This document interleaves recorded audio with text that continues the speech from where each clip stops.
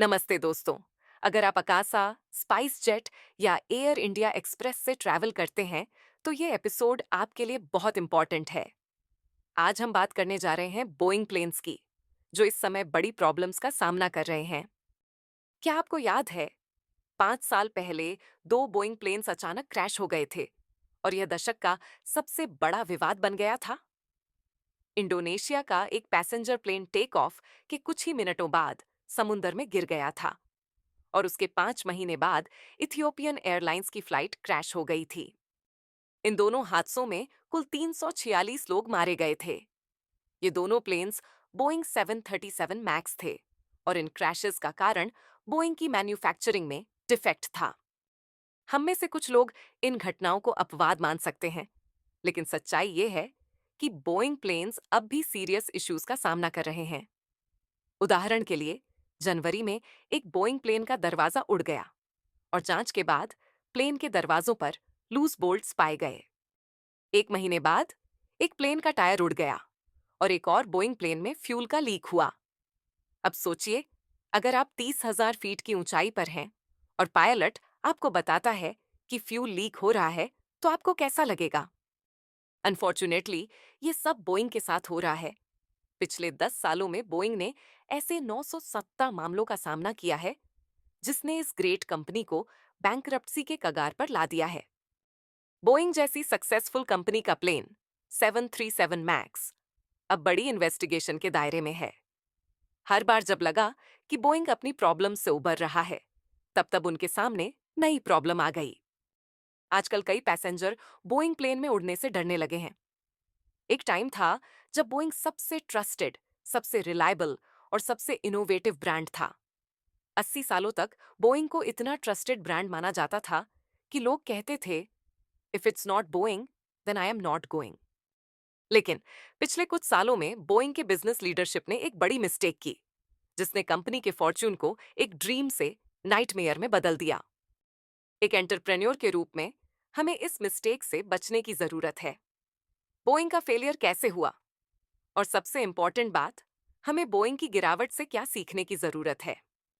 Boeing का failure समझने के लिए हमें बिजनेस चलाने की दो फिलॉसफी समझनी होंगी, प्रोडक्ट ड्रिवन बिजनेस और बिजनेस ड्रिवन बिजनेस।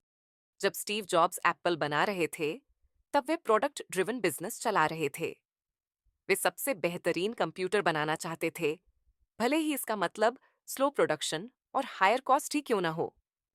बोइंग की फिलॉसफी भी बेस्ट प्रोडक्ट बनाने की थी, लेकिन समय के साथ बोइंग ने बिजनेस ड्रिवन अप्रोच अपनाया। उन्होंने कॉस्ट कटिंग की और इसके रिजल्ट में उनकी क्वालिटी और सेफ्टी स्टैंडर्ड्स में गिरावट आई। 1996 में बोइंग ने मैकडॉनल्ड डगलस का एक्विजिशन किया और उसके बाद उन्होंने अपने प्रोडक्शन को अलग अलग देशों में आउटसोर्स करना शुरू कर दिया। इससे प्रोडक्शन प्रोसेस में प्रॉब्लम्स आईं और कॉस्ट कम होने के बजाय बढ़ गई। 1998 से 2018 के बीच बोइंग ने नए प्रोडक्ट्स में निवेश करने के बजाय 61 बिलियन डॉलर के शेयर्स वापस खरीदे, ताकि उनके शेयर होल्डर्स को खुश किया जा सके। जब एयरबस ने ज्यादा एफिशिएंट प्लेन्स बनाए, तो बोइंग ने अपने 737 डिजाइन में मामूली बदलाव किए और उसे 737 मैक्स के नाम से पेश किया। इसमें उन्होंने एक नए इंजन का यूज किया, जो प्लेन के नोज को ऊपर उठाता था। इस प्रॉब्लम को सॉल्व करने के लिए उन्होंने एक MCS सिस्टम जोड़ा, जो नाक को नीचे की ओर पुश करता था।